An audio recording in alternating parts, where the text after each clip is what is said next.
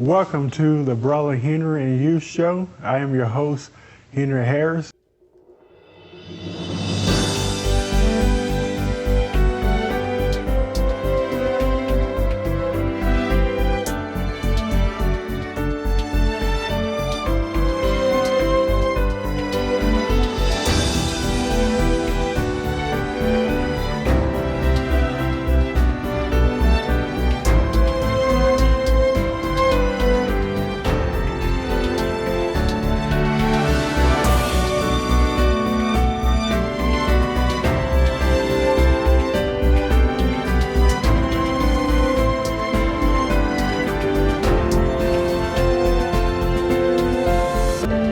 Welcome to the Brother Henry and You Show. I am your host, Henry Harris. It's such an honor to be with you today. And today I want to talk about an issue that I believe that many of us deal with, many of us struggle with, and that is the issue of trust. Do you have trust issues? Actually, the name of the subject is some of us have major trust issues. I have major trust issues. What do I do? What do you do when you find yourself in this position where you just don't trust anyone based off of past experiences that you've had with mistrust and not trusting people? If you know someone today who has trust issues, or their trust has been violated, or they're struggling with trusting people in general, well, that's in reference to relationships, friendships, whatever it may be, you need to tell them to tune in right now and watch this, because I really believe it's going to help you. You may want to take out your pen and take some notes, because this is going to be very detailed, very informative. I'm going to take my time because I really want you to be free from the ideal of not being able to trust, and also showing you a better way, a better path towards healing. So I am honored to be able to address this subject that I know many of us have dealt with, many of whom who are still dealing with it right now, and that is the issue of trust. Now, if I were to ask you how many have trust issues, I'm sure many of you will raise your hand and say, right here, Brother Henry, I got trust issues. Can I be honest with you today? Even me, myself, it's still a struggle. It's still hard for me to trust people, whether that's in relationships, friendships, maybe a business deal you're trying to make or whatever. It's just hard to just trust people in general. And we all have our reasons why we choose not to trust people. But I feel like while there's nothing wrong with that, we shouldn't stay in that frame of mind. So we will say, yeah, I have trust issues, but sadly, this is an issue that many people like to carry around their whole life without even looking at an alternative. Is there another way? Is there a better way? Do I have to really live my life just not trusting anyone at all, or putting up a wall to protect myself or prevent myself from being hurt again? Is there another way? Is there an alternative? What would it really feel like? And I was thinking about this as I was writing this message. What would it really feel like to be able to fully trust someone again? What does that even mean? What does it even look like to fully trust someone without curving your eye at them, or being a little skeptical, or just a little leery about someone?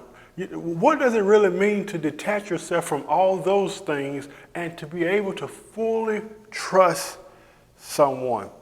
Many of us who have what I call major trust issues are doing our best to avoid abandonment. We're doing our best to avoid rejection and hurt and betrayal. We have used these defense mechanisms, if you know what I mean, so we won't get hurt the way we did by someone else in the past. How many of us have done that? Have I done that? Yes, I've done that. We all use defense mechanisms to try to protect us, because I don't want to be betrayed again. I don't want to be hurt again. And at the same time, we still find ourselves in multiple marriages and multiple relationships, still carrying on what I call these major trust issues. That's not good, and that's damaging, and we'll talk a little bit about that here in a few minutes. I did that. I put up the wall. I did the defense mechanism. I try to prevent myself from being hurt. And guess what? It just doesn't work. For me, it didn't work. It may work for you, but for me, it didn't work. The issue of trust is still left unresolved, and that strategy, believe it or not, only creates more damage and more hurt in your life because it prevents a person from being able to have a healthy relationship with you based off of your trust issues from the past.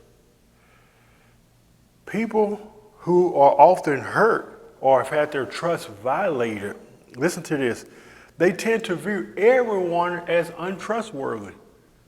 Just think about it. If you've been hurt that many times in your life, you will start to view everybody around you as a potential threat or as a danger. Let's just say you just came out of a bad relationship with someone and he cheated on you. Well, the likely chances of you thinking that the next guy and the next guy and the next guy is going to cheat is going to be very high. Why? Because the seed that he's sown in your life of betrayal. So you're going to start to think that everybody's going to betray you. Everybody's going to be this way towards you. And we know that's not true, but at the same time, it's good to tap into the minds of people who may think or perceive or see everyone as untrustworthy. And we know that everyone is not untrustworthy. You know that. Surely there is someone out there to trust, right? But this is the frame of mind that so many people have today. It's the frame of mind of those who have had their trust and violated, and they've been betrayed. Another strategy that didn't work for me was putting up a wall. Can we talk about the wall that many people put up today? And the ultimate reason, I can't speak for no one else, but the ultimate reason why I put up a wall was to prevent myself from being hurt again. But is that even realistic? And I'm here to tell you it's not. I don't care how many walls you have up. Somebody's going to hurt you. Well, it don't matter in what aspect that may be. You're going to end up hurt. Those that watch the show, you know I'm just going to be real with you. I'm not going to sugarcoat. I'm not going to butter it up. I'm not going to make it sound all sweet and easy. Because this is life, and life is real, and we should talk about real things. If you are a human being, you're going to eventually end up hurt in your life by someone. It may be a family member, maybe a husband, maybe a wife, maybe a significant other, maybe a friend. You're going to end up hurt. So I'm not being critical and judgmental of those who may have a wall up. And I've heard men and women alike say, I have a wall up. But ask yourself, why is it up and what purpose does this wall serve in my life? Is it possible that as long as I keep that wall up, I could be preventing love from coming in? And I heard somebody say that not too long ago, that sometimes we're so hurt by the past and we're traumatized by the past and what somebody have done to us, and we're holding on to that bitterness and resentment and all that. And we decided, it's a choice, we decided to put that wall up. But there may be somebody that may come and help you in that area. You cannot, the love cannot come through the wall when you have the wall up. Love can't come through when you have the wall up. You have to eventually, but slowly but surely, as you learn how to trust again, let the wall come down and learn how to trust again. Now, my definition of trust may be a little bit different than most people's definition. My definition of trust is a gift. I know a lot of people say, well, trust is earned. I personally don't believe that. If you believe that, that's good. I don't believe trust is earned. I believe it's a gift, and when trust is violated, you have a choice to either extend that gift of trust back to them or just simply never trust that person again. That is your decision. And we all have our reasons as to why we have trust issues. Do you? But the only way that this can be resolved is to ask yourself these two questions. Number one, Where did this trust issue or this major trust issue originate from? Where did it start? Where was it birthed? You have to ask yourself that question. It's not your new partner's fault because they may be trustworthy. It's not your friend's fault. It's not somebody else's fault. You ask yourself that trust issue you got going on in your life right now that only you know about. Ask yourself, where did this come from? Why am I carrying this around into the next phase or phases of my life? Because I feel like or believe that as you carry it around, you're giving that thing more power. And you don't need to do that. So number one, where did this trust issue I have originate from? You know, it could come from social rejection, childhood trauma, PTSD, bad relationships, mental health conditions. You know, ask yourself and be honest and real with yourself. Where did this come from? And number two, am I dealing with it effectively?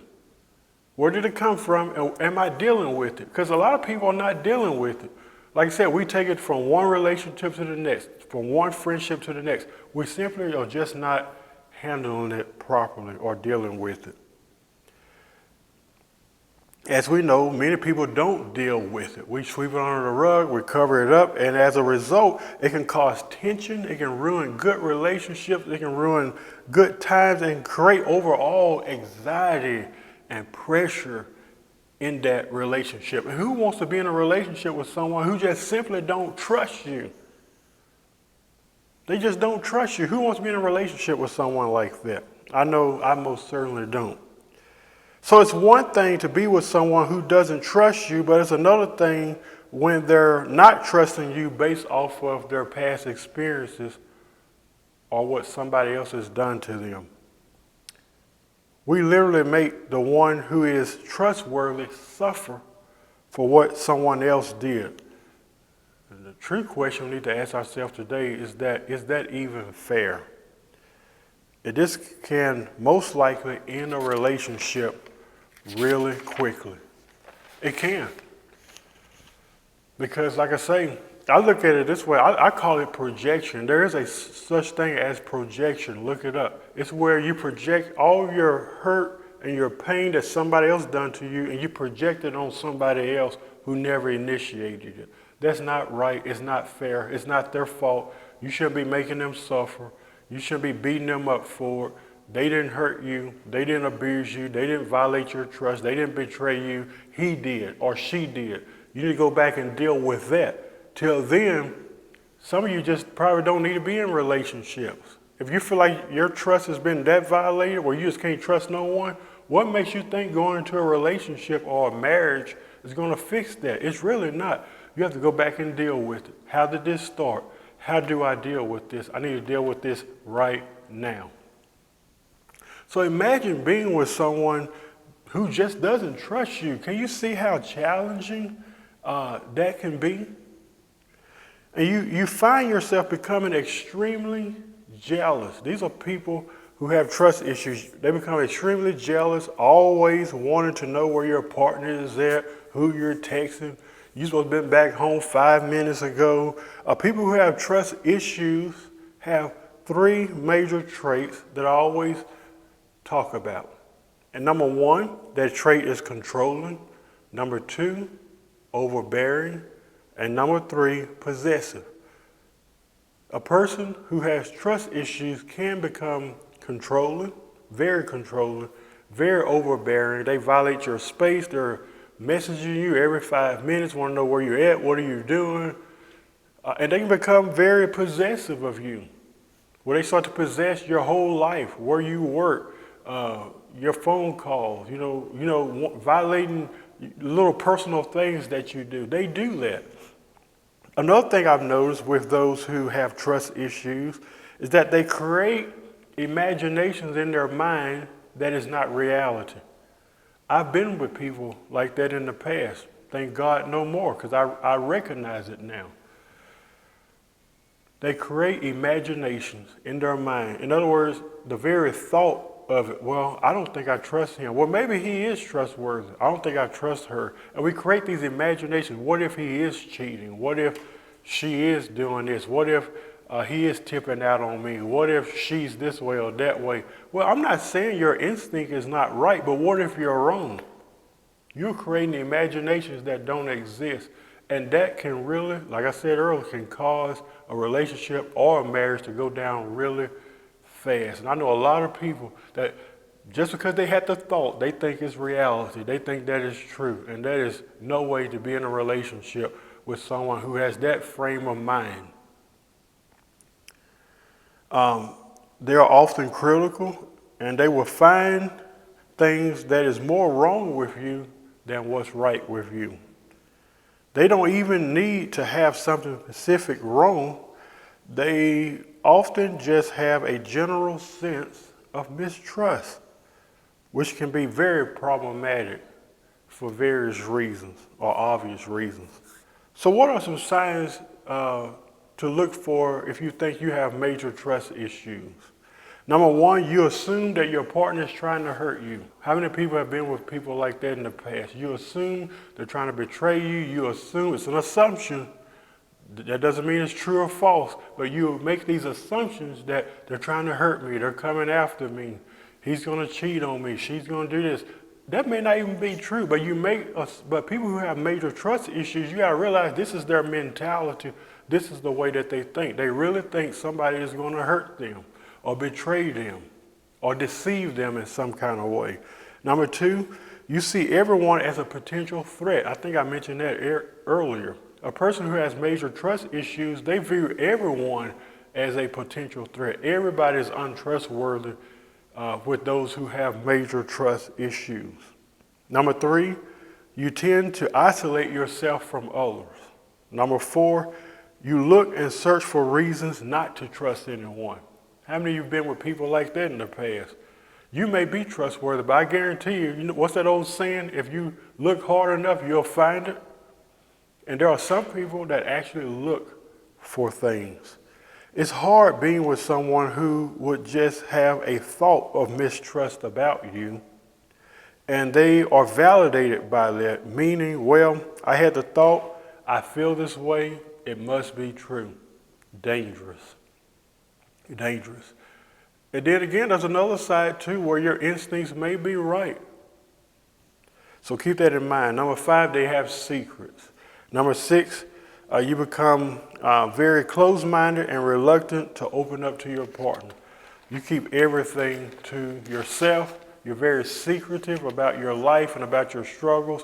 And that's a very important thing I want to mention if I haven't. If you know you have major trust issues, don't just go into that relationship blindly to that other partner and don't tell him anything or her anything. Because they're going to be looking at you like you're crazy. Why is she asking me these? There's a reason why people ask you questions. You know, not that I care if somebody asks me, Henry, who you're, okay, I'm texting Johnny or Sally or Joe. I mean, it don't matter to me. But if that becomes repetitive and I start to see some possessive, overbearing, controlling behavior, I'm going to look into the root of that. Like, why are you asking? Is there a problem? So I think as we go to a close, we need to talk about how can we overcome this. Now, everybody overcomes trust issues in various ways, but hopefully these few steps will help you. You can overcome it by learning to build trust slowly. Slowly. Don't rush into it. Don't feel obligated that you have to rush into it. Just build trust slowly. Number two, consider seeing a therapist. There's nothing wrong with that. Sit down with a therapist and say, hey, I had childhood trauma. I just came out of an abusive marriage. This is why I have major trust issues. I want to move on to the next phase of my life. I want to be with somebody else. I want to grow. I want to develop. But I'm afraid because I have these major trust issues. And if I don't get it dealt with, I feel like it's going to affect every person I'm going to be with. Whether that's a future husband, future wife, or a friend, I have trust issues. Number three, acknowledging that you have trust issues, and not only acknowledging that you have trust issues, but why you have them. Anybody can say, I got trust issues, but why are they there? What did I say earlier? We have to get to the place of asking ourselves, where did this come from? Where did this originate from? And number 4, be open and honest about what you've been through. No secrets, no covering it up. Your new partner deserves to know these things. So I really hope that you enjoyed today's lesson on trust. Again, if you know anybody that's struggling with trust, and we've all been there, I'm still struggling with it. It's not as intense as it was years ago, but it's a process. Like I said, you take your time, you learn to trust slowly again, and sometimes that has to do with the people that we choose to connect ourselves with. Trust is a gift. Remember, when somebody violates it, you don't have to negotiate. It's not up for discussion. Just simply don't trust them again, and navigate and gravitate towards those that you can trust in your life.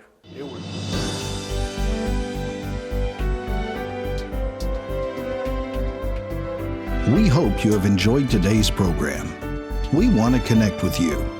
Visit us at facebook.com/The Brother Henry and You Show, or visit us on our YouTube channel at youtube.com/Henry Harris 100.